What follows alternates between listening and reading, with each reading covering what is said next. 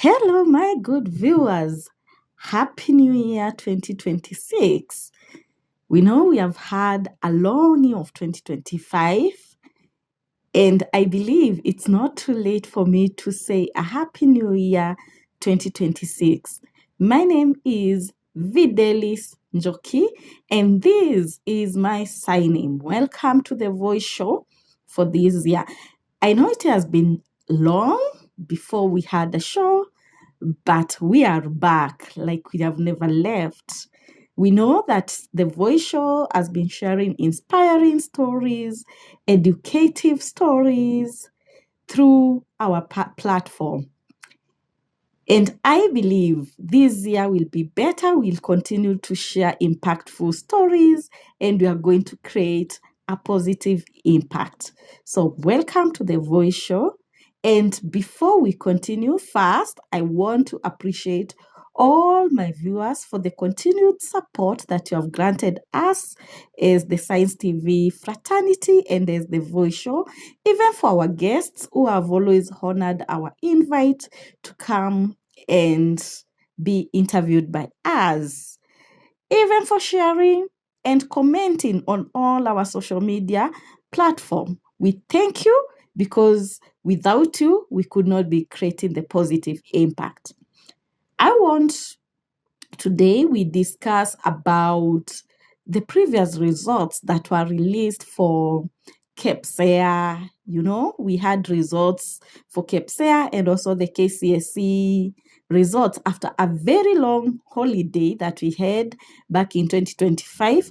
We have been having series of events that have been happening in the education sector, and we know many students received their results, and some of the results were for the KPSEA, that is the primary school, and we had also the high school results. And I believe this time we had the JSS, that is the students joining the grade 10, that is the previously called the high school.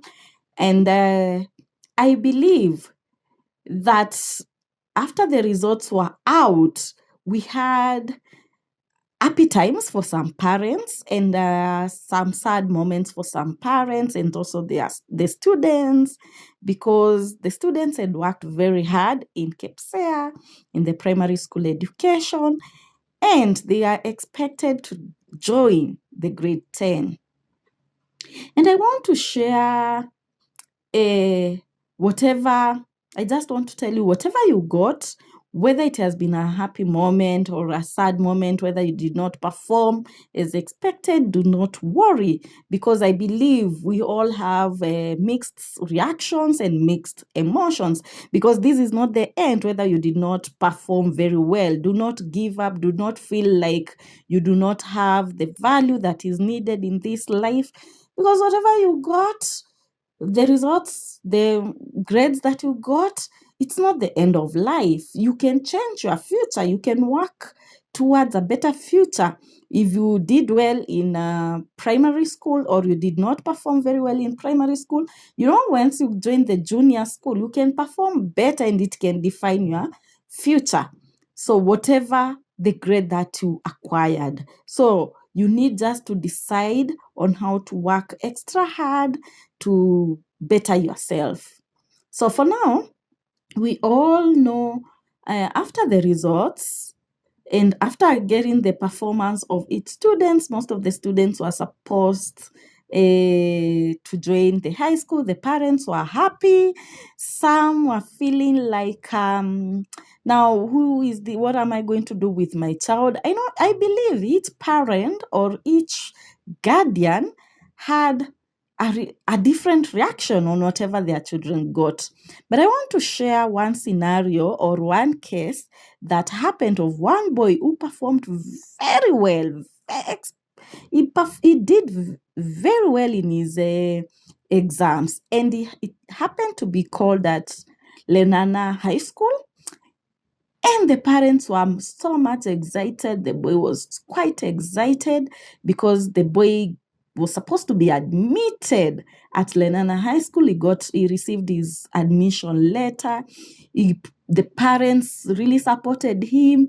They bought everything that this boy needed, including the school uniforms and all the requirements that were needed by the school. They had bought for this boy because the boy was supposed to be admitted at the Lenana High School. After planning everything and organizing everything, getting everything from the supermarket and buying all the school requirements, they started their journey to take the boy to be admitted to the Lenana High School.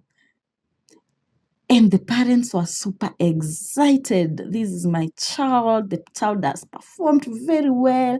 I've already planned everything about his life in high school. I've already bought everything. And they were super excited.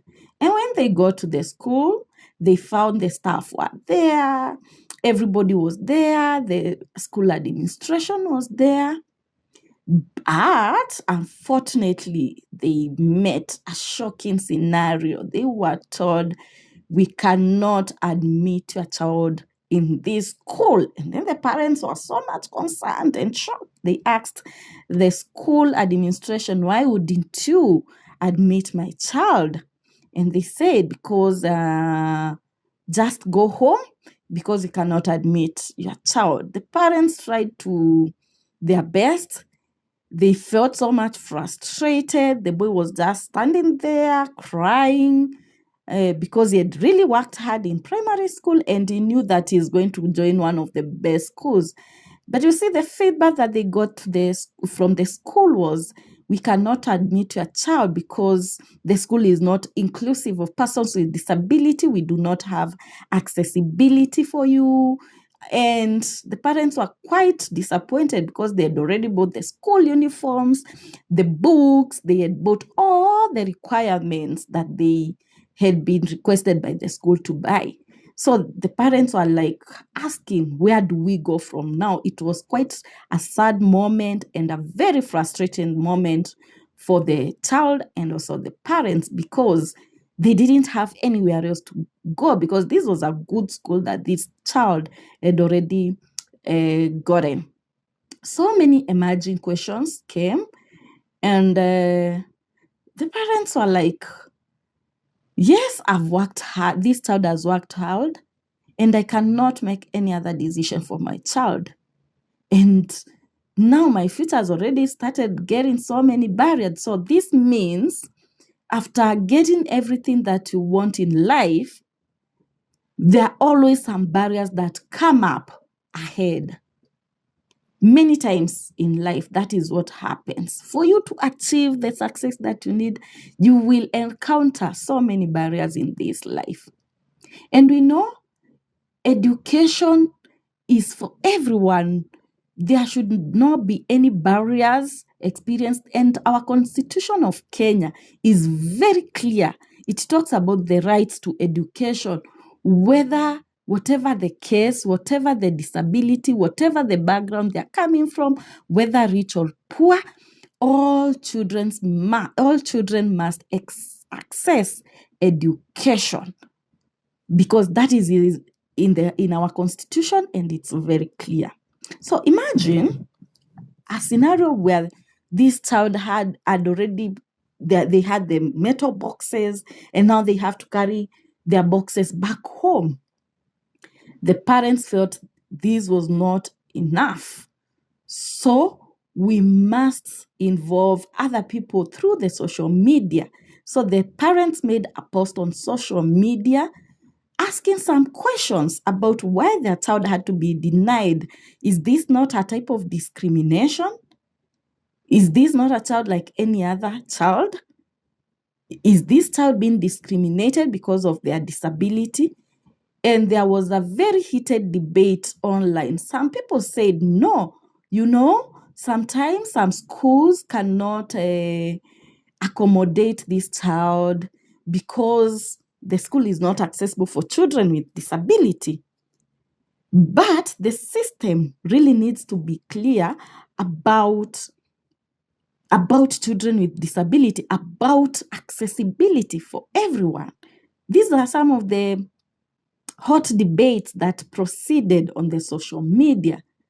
We should not have any barrier for any child with disability. Nothing should stop any child with disability. And there were so many concerns. If you read the comments that were on social media, people were so angry, people were so mad, saying this child needs to be given equal access. If he had performed very well in primary school, and he got admitted in this school, the school should ensure that this child goes through the education system like any other child, whatever the disability that child has. They need to make the school accessible for that child with disability. And this child, the disability that he had was a cerebral palsy and a physical disability. And for cerebral palsy, you need to be taken care of. But the point here is the child was able to do so many things for himself. The concerns that were raised was that this child was able to do a lot for himself. So there was no need for him being barred from getting into the school, whether in whatever scenario it was, because he was studying in just other schools that were not specifically for people with disability, and he achieved his grades as required by the government. So why should you make it be a big challenge for him? It's the school that needs to ensure that the school is inclusive. They need to talk to the ministry and see how to make the school accessible for this child and include the child with disability. Because we have inclusive education in our constitution, in our policies that we have. It was quite a sad moment and disheartening moment. And I believe that's why we have the Voice Show that is trying to create awareness and to change the perspectives that people have towards persons with disability. Some people judge us just because of our disability, but that is not right. People should not judge us because of disability. Many people with disability have achieved a lot in life, in whatever scenarios they are in. If it is in workplace, if it's in the education sector, they have taken action and pushed themselves to do better. And every person, whether they have disability or not, they should be supported in any way, because they can achieve their goals later in life and they should be treated equally. So we're going to take a short break, and once we are back, we're going to continue with our conversation and about inclusive education.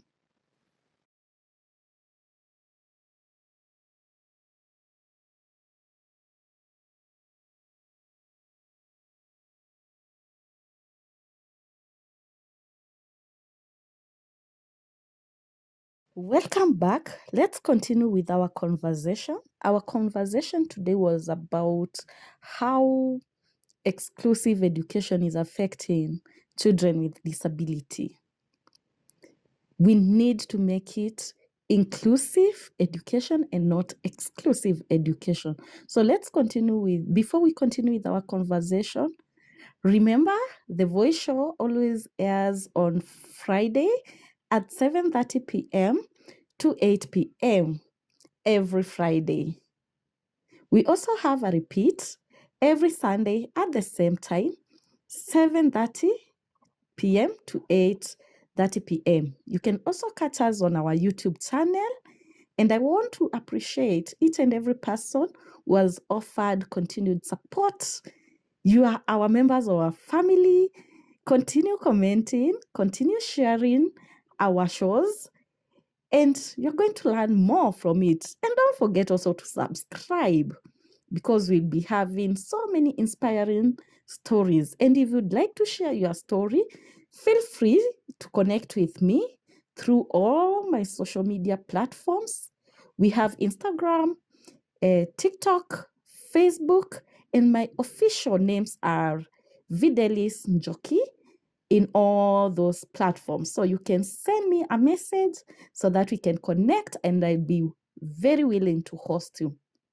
So we were talking about accessibility to education. Earlier, I had shared a story of a boy who really got frustrated, and people shared his story on social media. We had so many human rights activists who really advocated for this case. And they were wondering, why would you create such a barrier to children with disability? Because this boy had performed very well. He had acquired very good points, but he experienced barriers when he was being admitted at Lenana School, just because he had a physical disability. And we need to ensure that everything is inclusive when it comes to education. It was really a sad moment for the parents, and even a devastating moment for this child.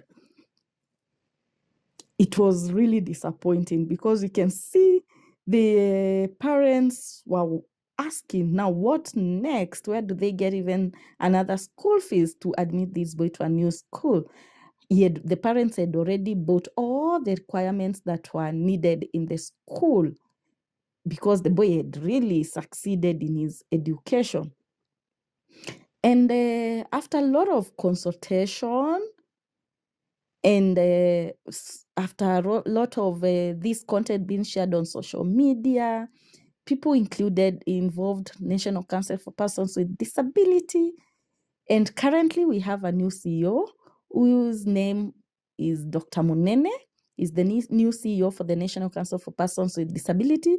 He is a deaf person. He was appointed recently, and we want to first give him a heartfelt congratulations, because we believe that he's going to create a lot of impact for persons with disability and also the deaf community at large.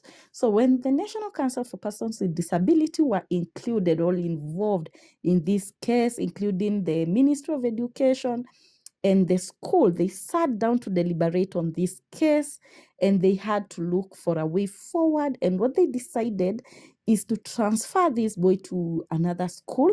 That is the school by the name Joytown School. It's a special school for children with disability, because that would be an easy place for this child to acquire education in a mainstream school.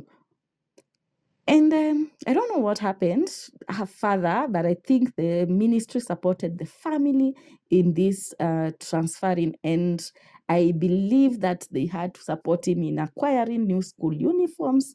That is something that I think they supported the family very well. And I believe it was, yes, disappointing to this and frustrating to this child and the parent, because he had his hopes of the future. He knew that he had completed the KPSEA, and he believed that he's going to perform very well at the other school, that is the Nana school. It's really sad. It was really a sad situation. But I believe our Constitution of Kenya and our Disability Act 2025, it's very clear that we need to ensure that education is very inclusive, and it's not an option. It's accessible for every child. And any child who is transitioning to whatever school, they need to get good services in whatever case. They should not experience any barriers or any limitation, because in this world, people are working very hard, people are getting stressed, and their only goal that they have is to acquire the best in their lives. Because we all need to be successful in life. We all want to achieve our goals and our targets that we have made in our lives. But once all these barriers are removed, then we'll not have such challenges. And I believe this is a wake-up call and also a lesson to everyone and to all other schools in Kenya. They need to evaluate themselves, the parents, the teachers, the school administration, the workers, the education sector, the Ministry of Education, and everyone, all the stakeholders. We need to have this wake-up call. Imagine if you just sleep today and wake up tomorrow and you find that you have a disability. You find yourself in this disability space. You need to ask yourself, if it happens to be me, I find myself in a disability space, will it be accessible to me? That is something you need to ask yourselves, because we need to make every place to be accessible. No one signs to be a person with disability. No one wants to be a person with disability, but we do not know about our tomorrow. In this journey, we do not need to beg for opportunities. We do not need to beg for accessibility. We demand for our rights. We demand for accessibility, because the Act of 2025, the Disability Act, is very clear. Our Constitution of Kenya, Article 54, it's very clear. Education is a right to everyone. So we need to ensure that we have very good systems, because we all know that we have a very beautiful constitution, we have very good policies, but when it comes to matters of implementation, that is where we draw the line. We need to start acting on it, on the implementation part. Let's not just talk, we need to start acting, because we have the coming generation, a very strong generation. You know, for us, our generation, the millennials and the rest, we have been very patient. But the next generation that is coming, they are very strong. They have a strong voice. Are you ready for them? Are you ready to face them when they start demanding for their rights? We need to start acting right now and not waiting until things get out of hand. So this is a wake-up call. Today is me. Tomorrow it could be you. Disability is not a sickness. So we do not need you to be sad about it. We do not need you to feel sympathy or mercy for us. No, we need to be given the opportunities through eradicating all the barriers. So thank you for watching, and see you on our next show. Bye-bye.